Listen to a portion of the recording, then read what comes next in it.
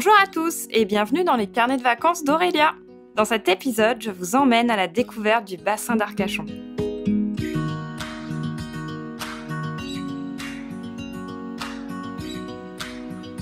Ce sont les écrivains épris de cette petite mer intérieure qui en parlent le mieux. À la fin du jour, le ciel, l'eau et le sable étaient du même rose. On se croyait à l'intérieur d'une perle.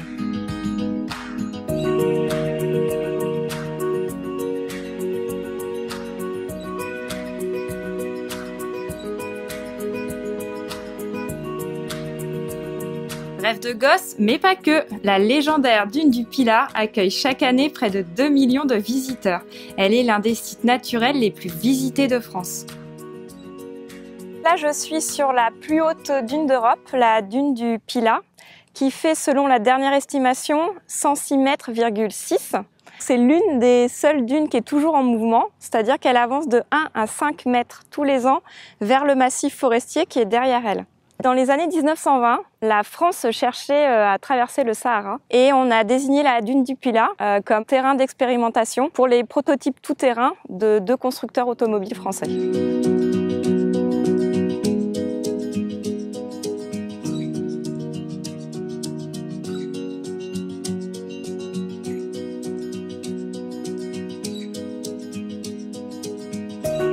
Il est une merveille à Arcachon, la ville d'hiver, son quartier le plus élégant à l'architecture originale et unique en France.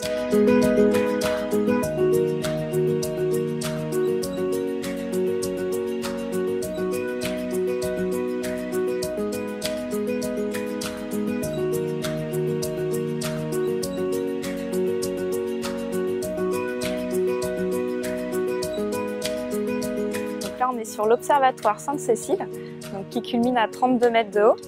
Donc on a un joli panorama sur Arcachon et même sur le bassin, donc on peut même apercevoir l'île aux oiseaux et les cabanes Tchanké.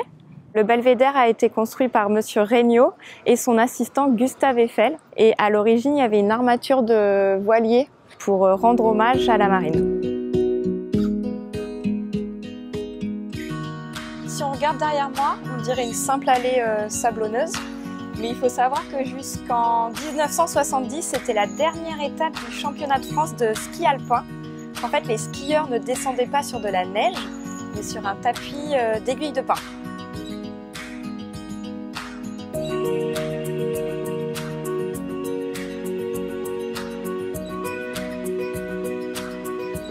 C'est au rythme des marées que l'on vogue vers les emblèmes de l'un des plus grands parcs ostréicoles français, l'île aux oiseaux et ses cabanes Tchanké et le banc d'Arguin.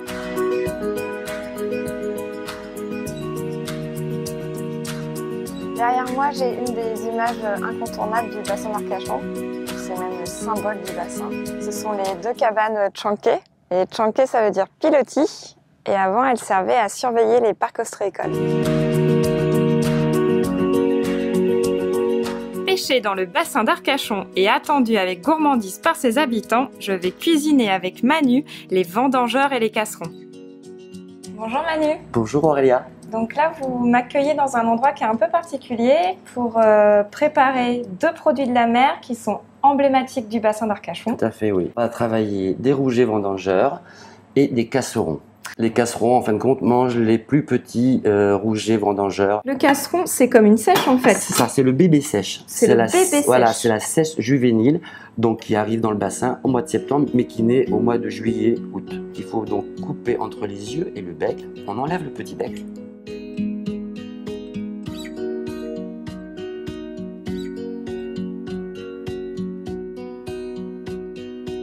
Petite astuce pour que les casserons soient très tendres. Moi, je les fais blanchir dans une eau sans sel, quelques minutes pour les attendrir. Donc, une fois qu'on a préparé les casserons, c'est au tour des rougets. Tout à fait. Vous grattez. En fin de compte, il faut gratter. Et à un moment donné, vous allez voir, les écailles vont partir. Vous voyez, on enlève le maximum de gris. Voilà. Et on garde le foie qui est juste là. On va donc faire poêler ces rougets avec un tout petit peu de farine, au beurre ou à l'huile d'olive, comme on veut. Moi, j'ai une préférence pour le beurre. Et les casserons, par exemple, eux, c'est à l'huile d'olive.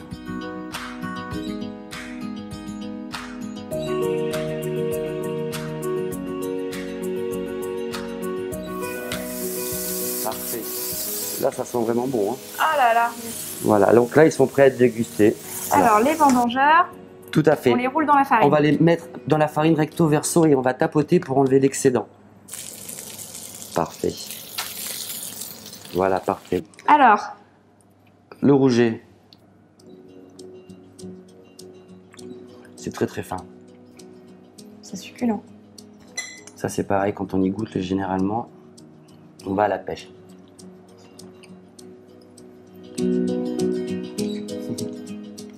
Manu, je voulais vous remercier. Merci à vous. Alors là, ce fut un vrai plaisir.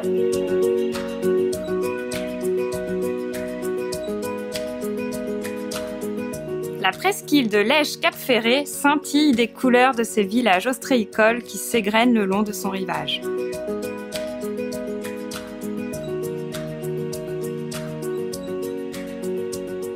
Mais qui a eu cette idée folle un jour de transformer la peau de poisson en cuir? Marielle et sa marque Fémère. Bonjour Marielle. Où est-ce que nous sommes? Alors ici, on est sur le port de la Thèse de Buch et nous sommes devant mon atelier de peau de poisson. Ici, on fait du cuir de poisson avec 0 gaspillage. Les pêcheurs n'ont pas besoin des peaux puisqu'on mange que les filets de poisson. Moi, je les récupère et je fais du cuir avec un tannage qui est éco-responsable. Bon, bah, on va aller visiter ça. Allez, alors je vais vous montrer un petit peu toutes les étapes de fabrication d'un cuir. Donc ici, je vais avoir mes peaux crues congelées. Là, dans cette cuve, il y a les peaux. Les peaux crues. Voilà, les peaux crues. Avec l'écorce de mimosa broyée. Et en fait, le mélange des deux, au bout d'un certain temps, va donner un cuir. Et après, on fait sécher. Et ensuite, elles sont prêtes pour aller à la coloration. Juste avant de vendre vos cuirs à des créateurs, c'est vous qui allez en fait une par une assouplir le cuir en fait une par une. Voilà. Quel travail.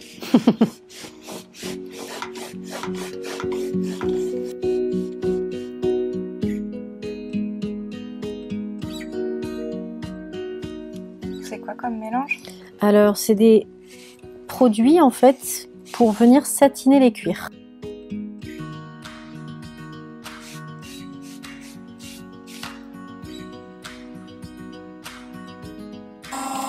Et voilà. Et donc là, ça elle a un donne... autre toucher. Ah ouais, ça l'a lissé. Voilà. Et du coup, ça l'assouplit un petit peu parce que le fait de la presser, ça lui donne un petit peu de souplesse. Merci beaucoup, Marielle. De rien.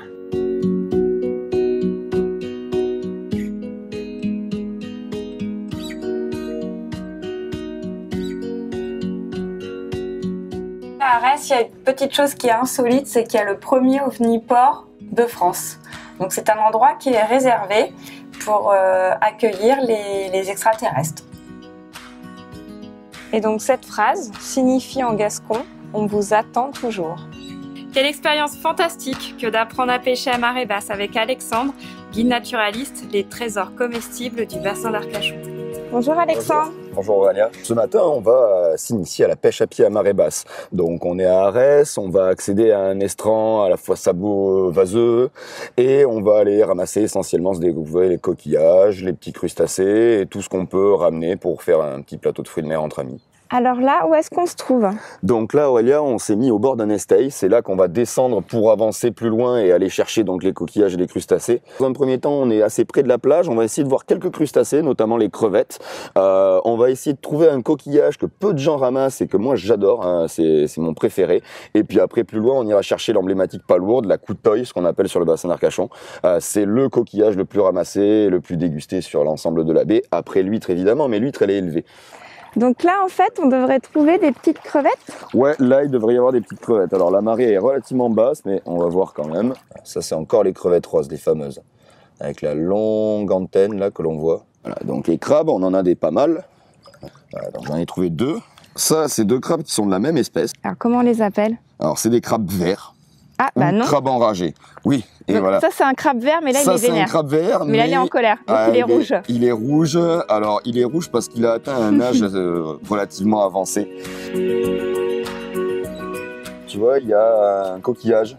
Il forme une espèce de dessin très caractéristique dans le sable. Et ici, juste dessous, à maximum la profondeur de la main, il va falloir creuser délicatement, à peu près dans l'endroit où on voit qu'il est au centre. Hop. Voilà. J'en ai trouvé une.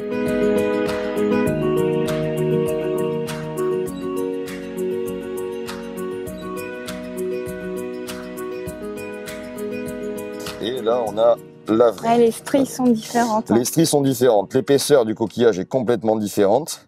Et les stries sont différentes. Donc chez les coquillages, on a deux types de stries. On a les stries qui vont aller en éventail, comme ça, on appelle ça de la décoration, de l'ornementation. Et après, on a ce qu'on appelle les stries de croissance, qui sont les stries qui sont en demi-cercle. Après, tout ce qui est moule pétanque, qui peuvent être appréciés par les gens, c'est beaucoup plus compliqué. C'est plus profond, donc généralement, c'est plus en apnée. L'huître, c'est interdit. Voilà, on n'a pas le droit de ramasser l'huître sur le bassin d'Arcachon pour préserver le métier d'ostréiculteur. Donc Alexandre, c'est dans ce magnifique endroit où on est bien posé dans la vase que je vais te remercier pour cette visite ludique et vraiment informative.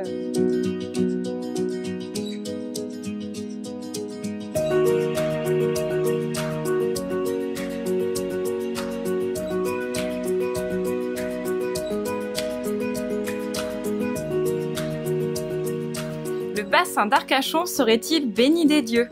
Avec son air marin, son climat tempéré, ses senteurs résinées, ses eaux à la fois douces et salées, et ses douceurs marines que l'on déguste les pieds dans l'eau. Vous aussi, n'hésitez pas à partir à la découverte du bassin d'Arcachon. Pour suivre les carnets de vacances d'Aurélia, abonnez-vous à la chaîne YouTube Expedia et vous y trouverez en bonus la carte de mes bonnes adresses.